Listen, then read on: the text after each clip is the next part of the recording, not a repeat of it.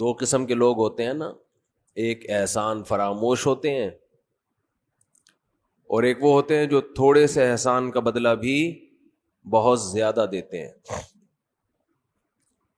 احسان فراموش، آپ احسان کرتے رہیں کرتے رہیں کرتے رہیں تو ان کی صحت پہ کوئی فرق نہیں پڑتا۔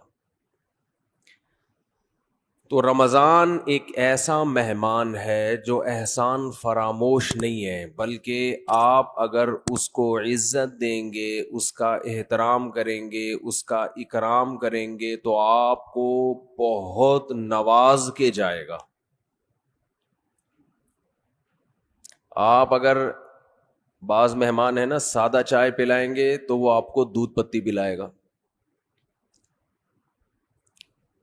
آپ اسے انڈے والا برگر کھلائیں گے تو وہ آپ کو پیزا کھلائے گا۔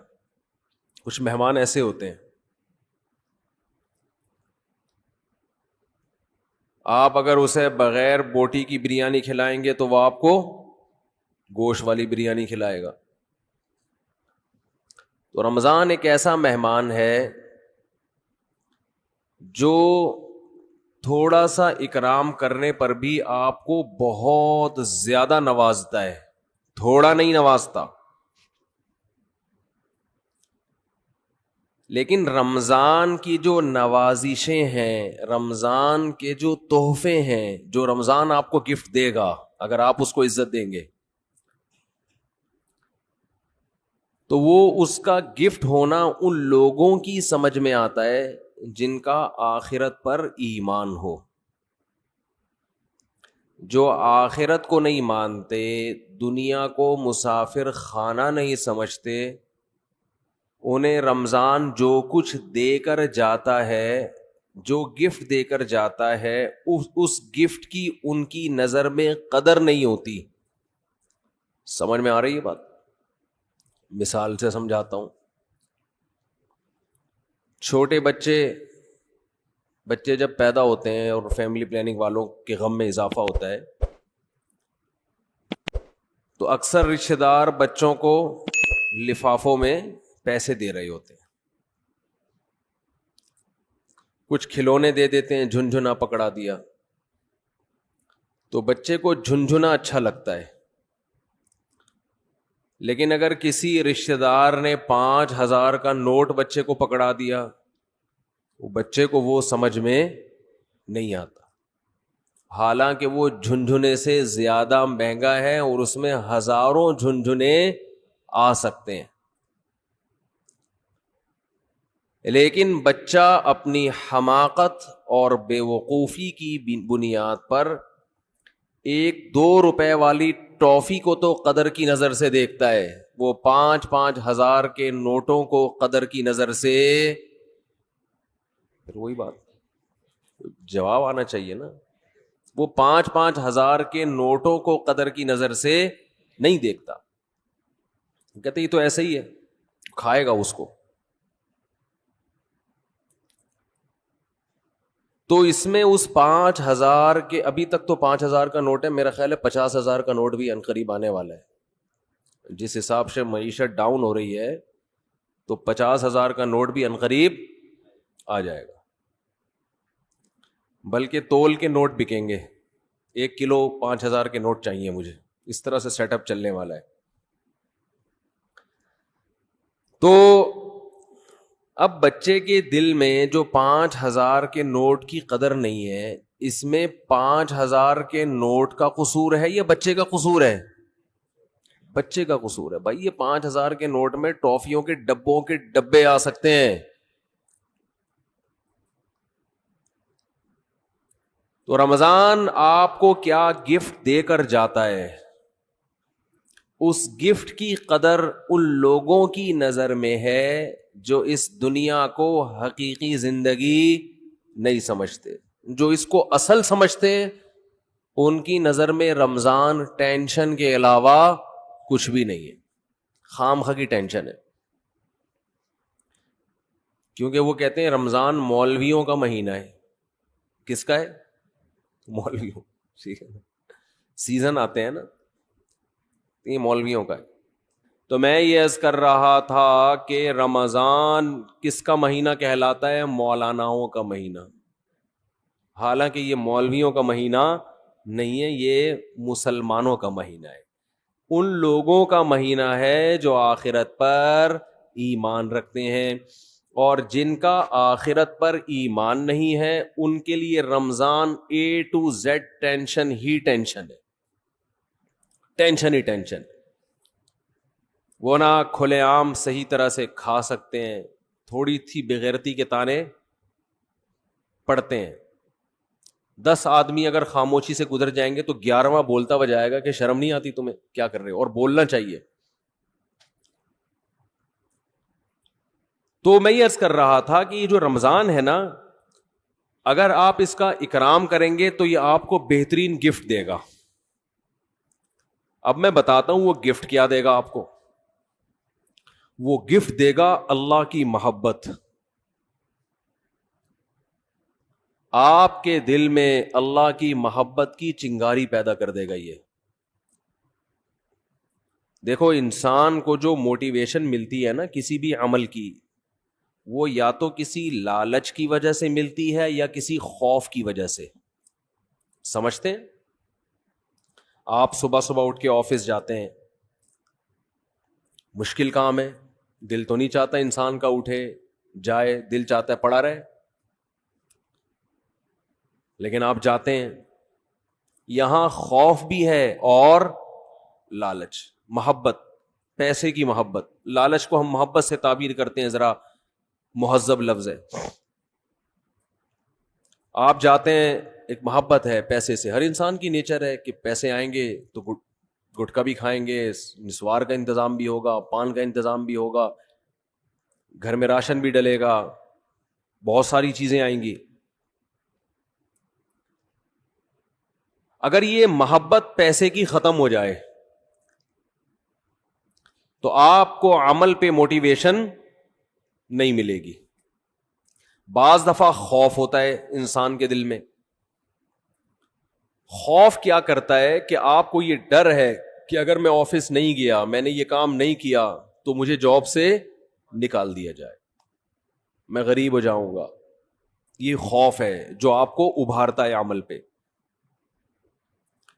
ماہرین یہ کہتے ہیں کہ خوف سے بھی کام ہوتا ہے اور محبت میں بھی ہوتا ہے، لیکن خوف سے جو کام ہوتا ہے اس کام میں مزہ نہیں آتا، لہذا وہ کام زیادہ جاندار نہیں ہوتا. لیکن محبت کی وجہ سے جو کام ہوتا ہے وہ کام مزیدار بن جاتا ہے، کیونکہ آپ کی محبوب چیز آپ کو اس میں ملنے والی ہوتی ہے. سمجھ میں آ رہی ہے بات کہ نہیں آ رہی ہے؟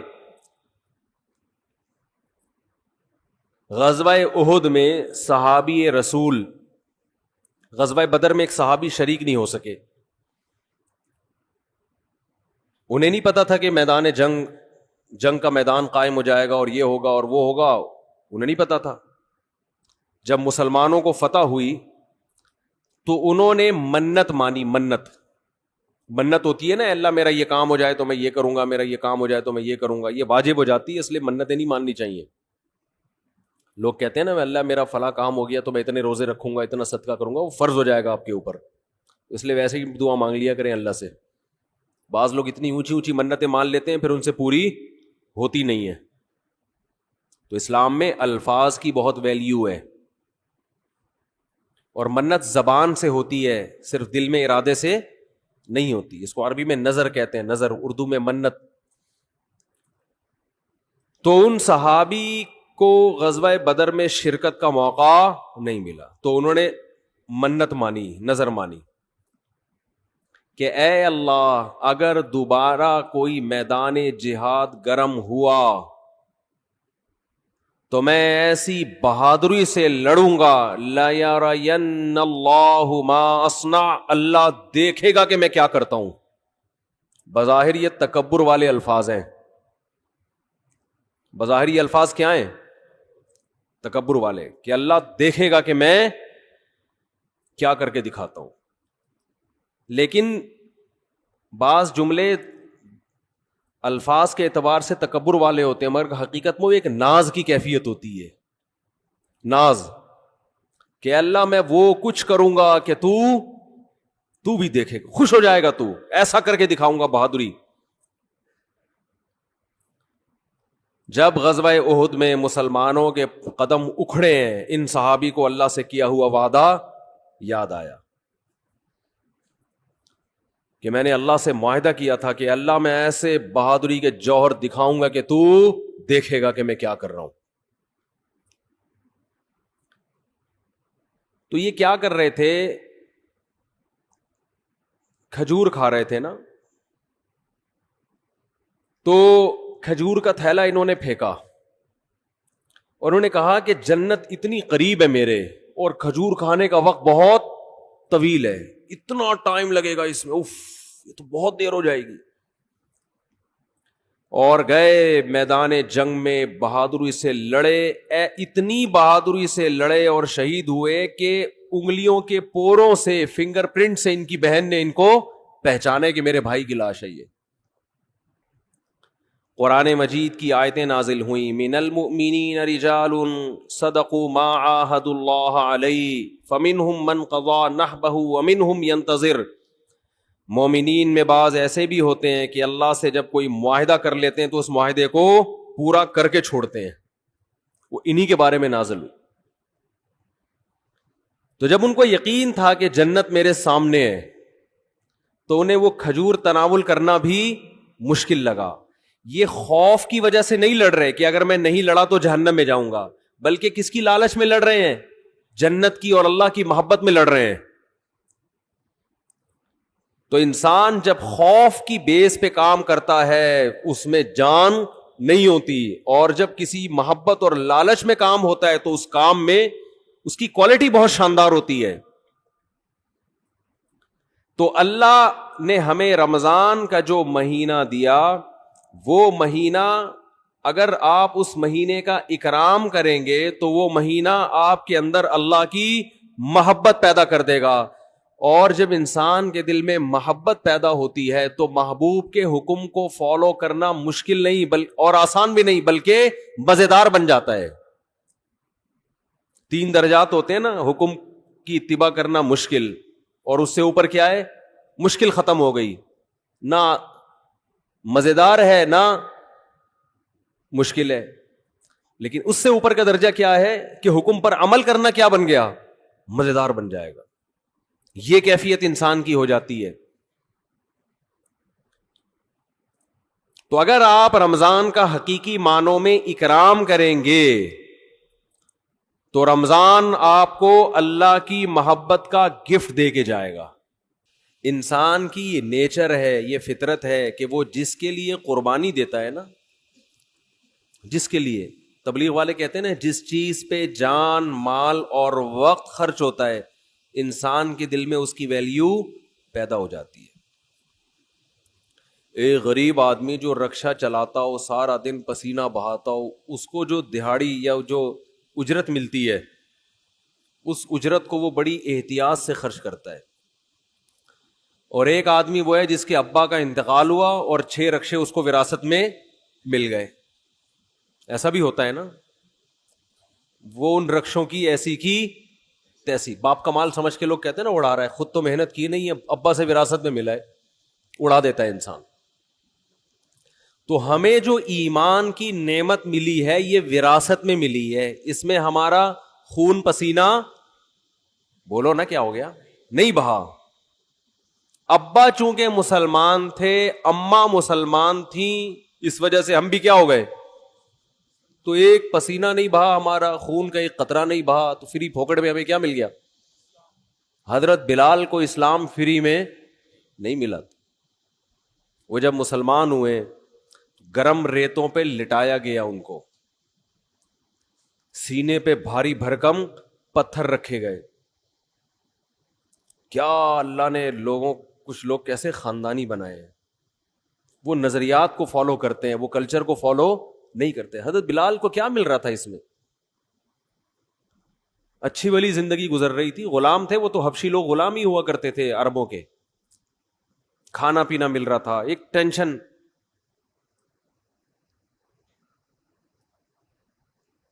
تو بڑے بڑے پتھر سینے پہ رکھے جا رہے ہیں, گرم ریت پہ لٹایا جا رہا ہے, مگر نعرہ لگا رہے ہیں احد احد, خدا کیا ہے, ایک ہے. میں نہیں مانوں گا.